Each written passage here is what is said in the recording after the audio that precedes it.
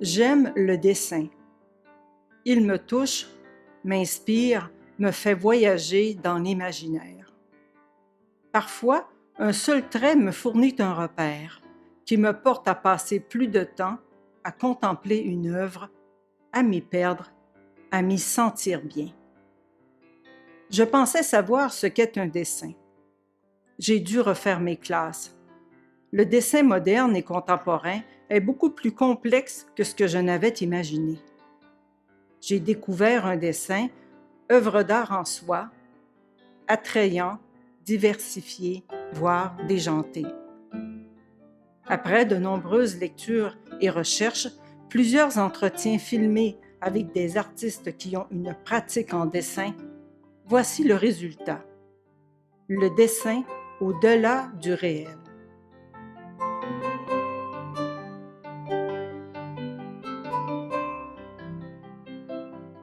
Au Québec comme ailleurs, le dessin moderne et contemporain est né dans la foulée de la rupture avec le classicisme, l'arrivée de la photographie et l'aventure de l'abstraction au début du 20e siècle. Le Québec moderne a accentué ces ruptures. Le dessin a en quelque sorte été victime d'un certain refus global. Sans doute l'art religieux, le plus souvent figuratif, et son conformisme y sont pour quelque chose. On envoie nos artistes étudier en Europe, ceux qui ont la chance de le faire. Ils reviennent avec un bagage et une formation classique européenne. Les œuvres premières de cette jeune génération, de Mousseau, de Riopelle et tout ça, c'est des dessins, c'est des encres.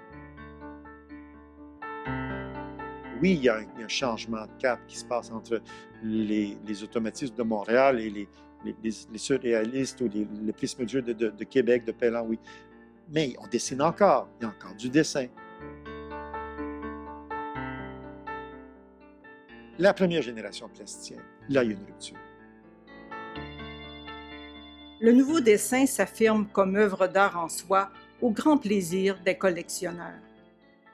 Grâce à la diversité sous toutes ses formes et à l'utilisation des nouvelles technologies, ce nouveau dessin donne une grande liberté aux artistes.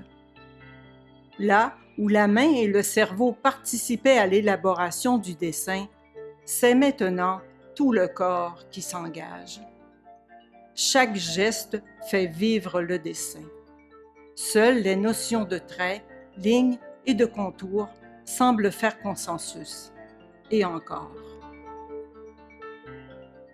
Fondamentalement, les carnets d'artistes, c'est vraiment c'est leur cabinet de curiosité, mais absolument intime et direct. Généralement, je pense qu'il n'y a pas de censure là-dedans. Ça sort comme ça doit être fait.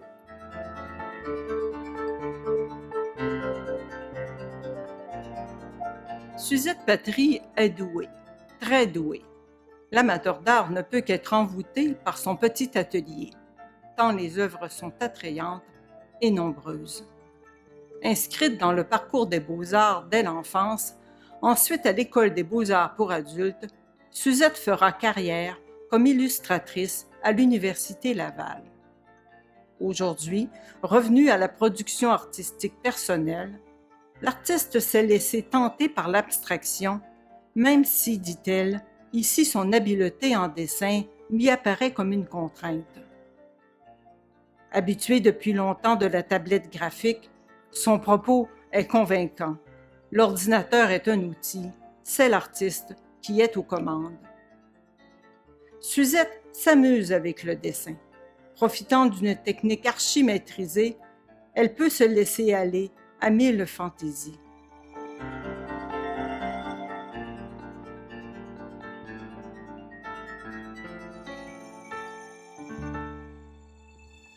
Est-ce que c'est vraiment un talent ou c'est un apprentissage? Est-ce que c'est vraiment être favorisé par ta famille qui t'encourage? J'ai réussi des fois à faire des choses volatiles, des choses comme si c'était des dessins, puis c'était quelque chose de complètement abstrait, que je voulais qu'il n'y ait absolument aucune représentation. Ça, c'est le dernier. Celui-là, Et avant tout, là, je vois ça, cette forme-là, puis j'ai dit, mon, t'as dit, c'est une robe. Je l'ai vue là. J'ai grandi à l'ordinateur mes manches. Et tu vois, tout le dessin, je l'ai vu là. C'est comme mon cheval.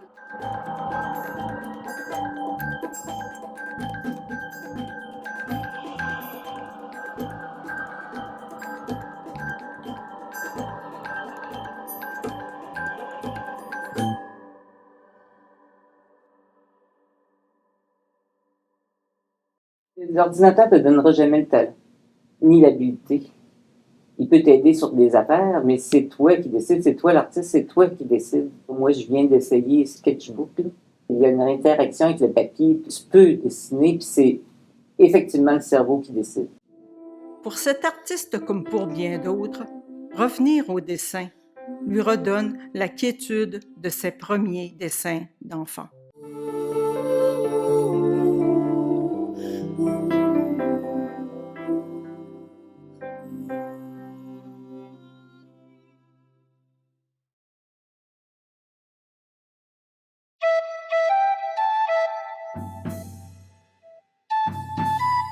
Fanny dessine. Elle dessine pratiquement depuis toujours. Québécoise d'adoption depuis une dizaine d'années, elle a apporté avec elle sa passion, lui a ajouté des racines et l'a partagée. Fanny a aussi une sensibilité toute particulière pour le geste créateur, la magie du dessin et ses traits distinctifs. Son témoignage donne à l'amateur d'art quelques clés pour comprendre la mécanique créative du dessin moderne et sa singularité, notamment par rapport à la peinture.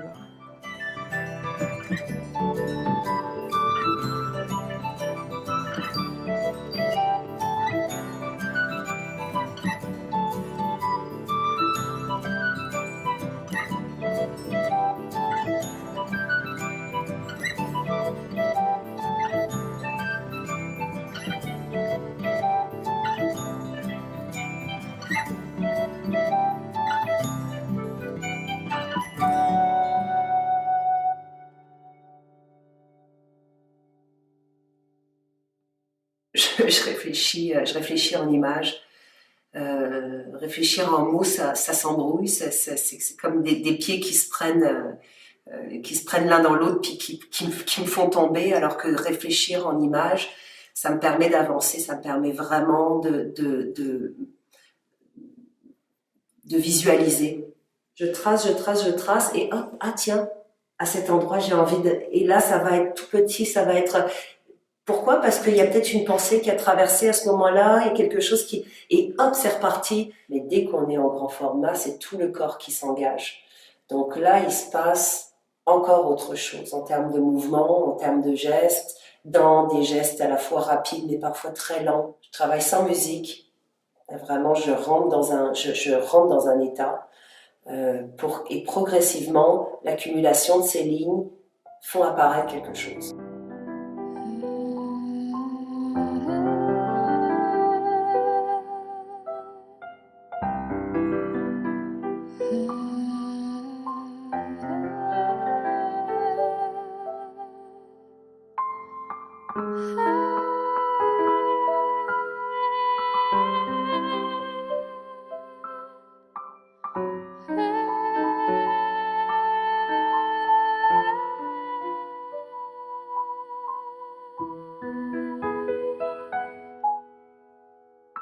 Fanny a été directrice artistique de la Galerie Artichaut à Québec.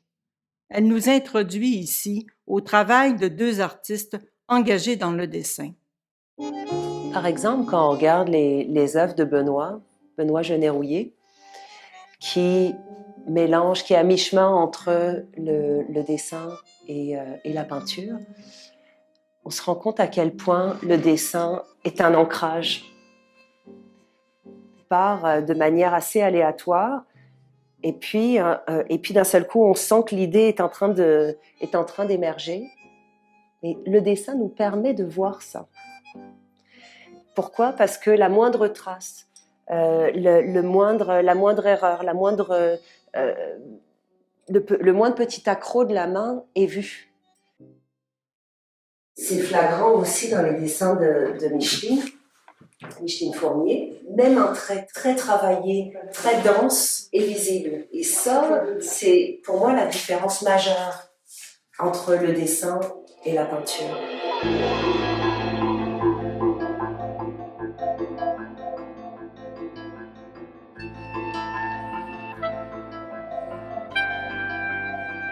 Quand je regarde mes dessins comme ça, là, je me dis toujours, c'est moi qui ai fait ça. Je sais pas comment j'ai fait pour faire ça. Micheline Fournier est une intellectuelle du dessin. En phase avec son époque, celui-ci est ambitieux, mais aussi minutieux.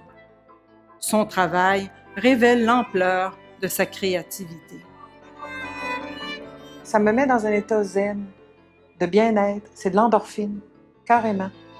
Comme celle des coureurs, là, mais en créant, puis c'est l'effet que ça me fait, et je ne suis pas la seule, j'en ai déjà parlé à d'autres artistes. Et ça, c'est bonheur. Le matin, je me suis levée, j'ai dit, je dessine, et la couleur était là. Alors que je ne savais pas comment utiliser la couleur quand je travaillais en noir et blanc.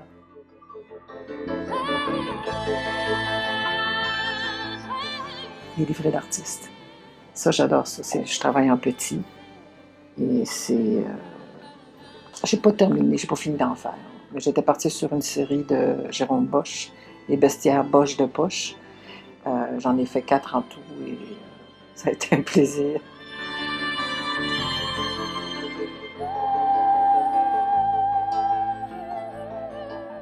Aujourd'hui, il n'y en a que pour le conceptuel, le gestuel, l'art moderne, mais à force de fréquenter les musées classiques, c'est tellement magnifique. Puis ça a été fait il y a 200, 300, 500 ans.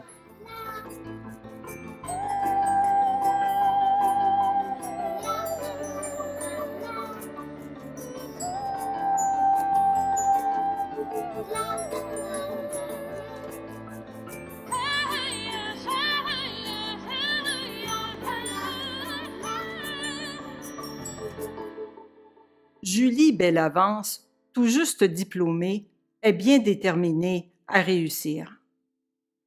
Julie a une double pratique en art visuel. Artiste elle-même, elle apprend à devenir maître graveur.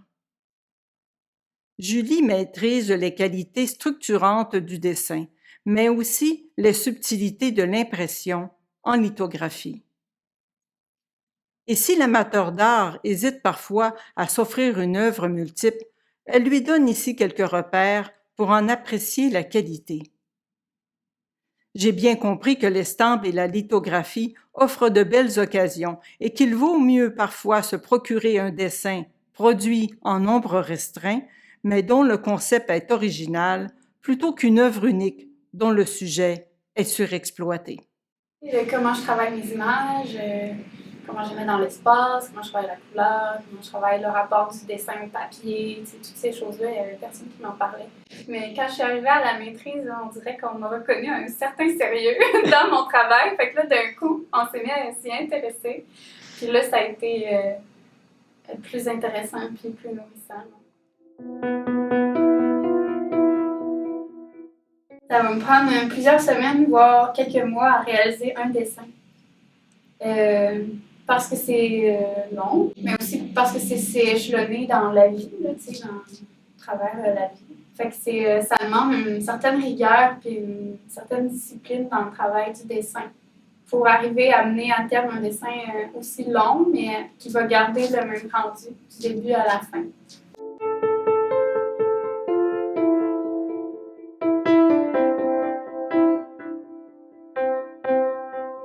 En litho, quand on travaille avec le crayon, il faut absolument monter nos gris vers le noir. C'est-à-dire qu'on commence par faire des gris pâles, puis un petit peu plus foncé, puis un petit peu plus foncé pour arriver à obtenir un noir. Parce que si on y va avec un noir direct, c'est un peu particulier, là, mais à la fin du trait, le gras va s'enlever puis va coller au crayon, puis ça fait un spot blanc. Pour arriver à avoir des beaux noirs, il faut vraiment les monter doucement. Puis ça me permet aussi, en travaillant ça finement comme ça, je vais réussir à presque inhiber le coup de crayon, en fait, pour garder un modulé, je sais pas comment dire, mais sans coup de crayon. C'est le plus doux possible.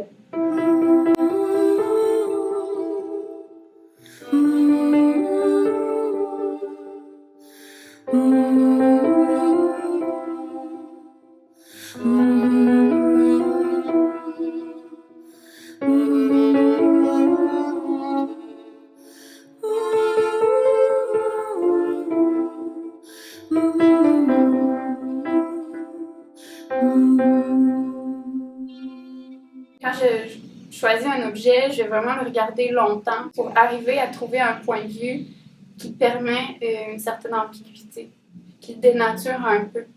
Que quand on va le voir, on va pas le reconnaître d'emblée.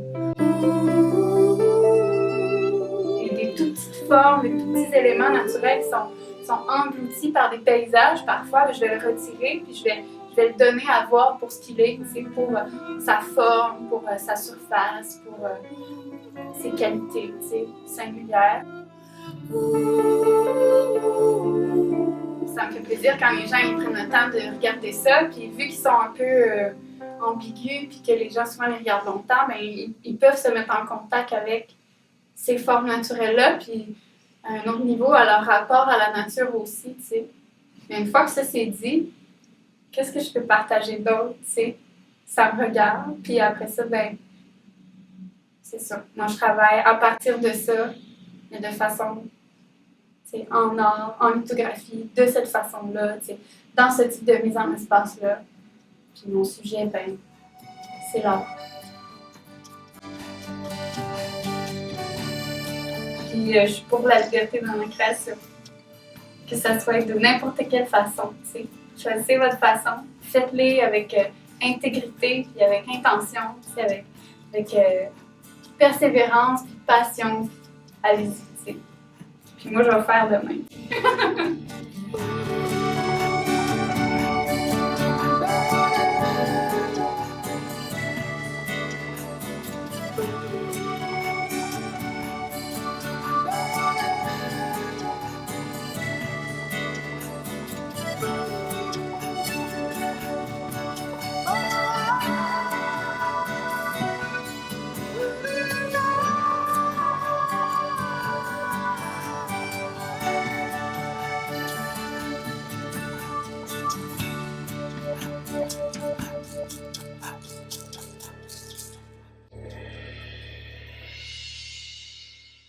Je ne voulais pas me scinder de « est-tu abstrait ou il est figuratif ».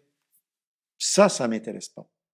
Cette notion-là de distinction ou de catégorie n'a pas de sens. Pour moi, elle est issue d'une pensée européenne de modernité qui est clairement, pour moi, problématique. Mon site ne délise pas là-dessus.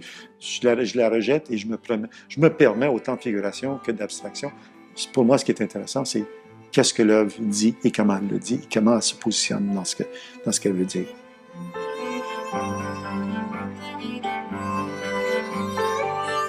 Paul Béliveau est un artiste de l'image. Le dessin n'est jamais très loin. Les amateurs d'art qui apprécient son œuvre sont sans doute sensibles au traitement plus figuratif et affirmé de l'artiste. Cette singularité donne à voir, même en peinture, l'intérêt pour le tracé du dessin. Bien que son travail se décline en plusieurs périodes, le dessin demeure présent, un peu comme une valeur refuge sur laquelle il peut se poser librement pour dompter son imaginaire. Artiste confirmé et très actuel, Paul est fasciné par le potentiel du numérique. Il évolue avec son époque et utilise l'ordinateur à toutes les étapes de sa production, à savoir de la recherche conceptuelle jusqu'à la diffusion. En fait, c'est un dessin que j'ai fait ça, pour mon exposition à Valcourt et puis en l'installant tantôt, je me suis dit, bon, j'arrivais pas à retrouver le chien que j'avais utilisé parce que j'aurais fait comme si je dessinais le même chien, comme si je revenais un peu par-dessus. C'est là que l'idée m'est venue, mais je dis, je devrais faire le fantôme derrière. Fait que je suis allé chercher un autre chien lévrier qui court comme s'il courait derrière lui, mais je veux le rendre un peu plus fantomatique, pas aussi présent avec les blancs. Donc, je vais l'avancer tranquillement, je vais le pousser comme si, au fond, lui n'existait pas. C'est comme si c'était le double de l'autre. On le voit déjà arriver, là. On voit l'œil. C'est quand on met les crocs que ça...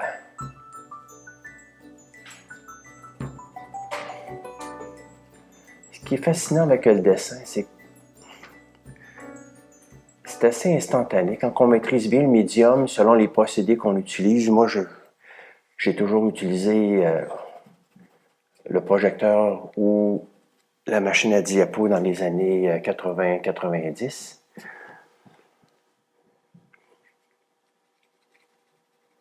Pour moi, le dessin, c'est vraiment un médium c'est rapide, c'est instantané, c'est beaucoup plus émotif travailler le dessin que faire de la peinture. Puis pour moi, le dessin, c'était comme... ça coulait de soi. Tu sais, ça demande... Autant pour moi, la peinture, c'est laborieux. Peut-être moins maintenant, là, mais ça l'était beaucoup quand j'étais dans la vingtaine. Que le dessin, c'est comme... c'est spontané, c'est direct. J'avais plus une démarche très rationnelle avec le dessin. J'ai été très influencé par un artiste qui s'appelle Gérard Titus Carmel, qui avait une démarche avec l'objet, le modèle, tout ça, qui m'intéressait beaucoup. La précision aussi du dessin, pour moi, c'était comme un acquis que je voulais obtenir. Je voulais vraiment arriver à maîtriser le dessin à tous les niveaux, surtout au niveau technique, du rendu par rapport au modèle.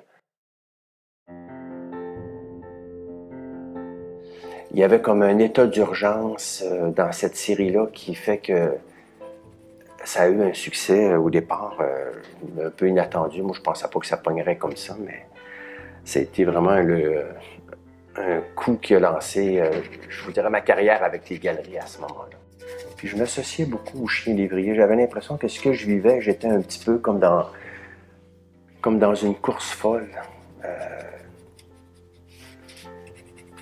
Sur le plan personnel, sur le plan artistique, une carrière qui se bâtissait. Et puis à un moment donné, t'as l'impression que t'es comme projeté là-dedans. T'es pris, on exige de toi qu'il faut que tu fasses le solo, on peut pas passer à côté, c'est toi qui es attendu. J'avais une pression qui était énorme, puis c'était un peu comme si au fond le chien, je me projetais à travers ça. Le chien qu'on envoie dans un cinédrome qui va courir après un leurre.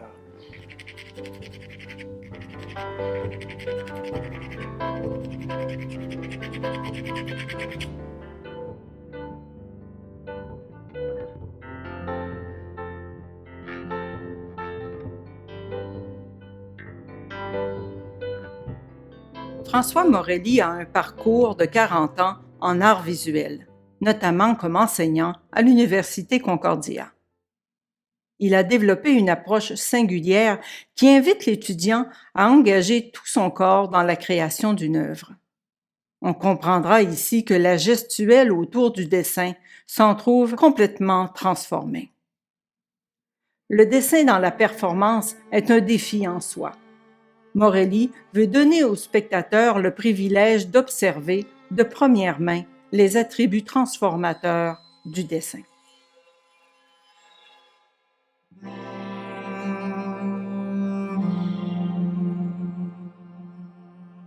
Le dessin n'est pas 100% visuel quand tu le fais. Il est au niveau de tactilité, il est au niveau de l'odorat, il est au niveau de tout ça. C'est ton corps qui est là, il est en relation avec le moment que tu le fais.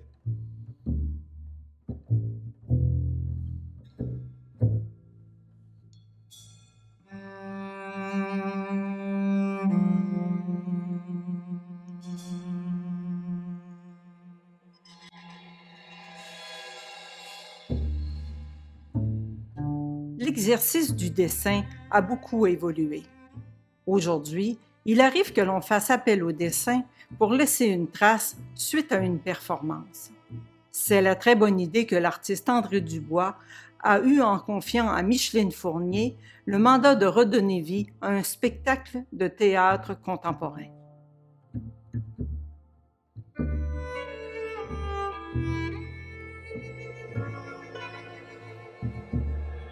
Ayant l'idée d'inviter quelqu'un, je me disais, bien, cette personne-là peut faire carrément du croquis sur le vif ou ni prendre des photos.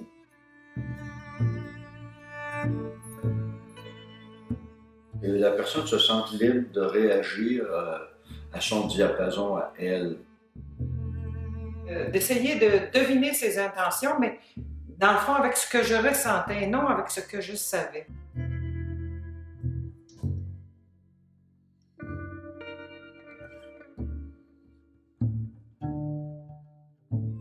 Les œuvres inspiratrices de Mirador avec Les Bourgeois de Calais, de Rodin. Alors, il y a un personnage de la parabole des aveugles avec un des danseurs de Mirador. Les deux tiennent un bâton.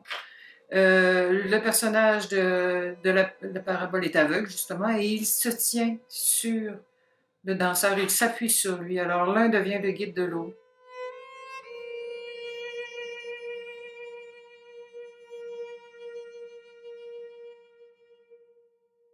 Et ça, c'est une danseuse, on ne voit pas, là, mais son visage est derrière les banderoles.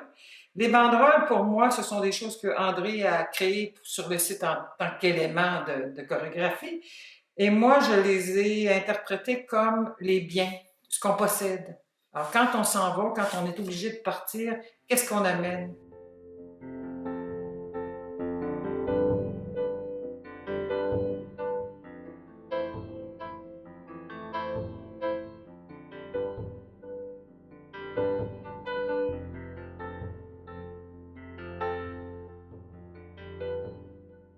C'est un chaman qu'André avait fourni.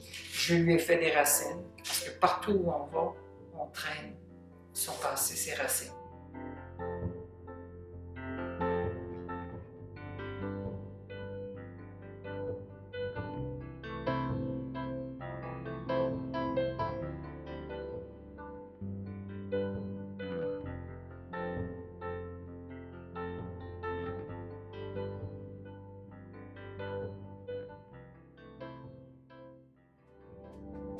Ce nouveau dessin nous force parfois à fréquenter des objets qui n'existent pas. Les ruptures ont été bénéfiques au dessin. Les limites de l'imaginaire ont été repoussées. Mais l'excellence n'est pas donnée et les œuvres qui traverseront le temps seront tout autant rares que recherchées.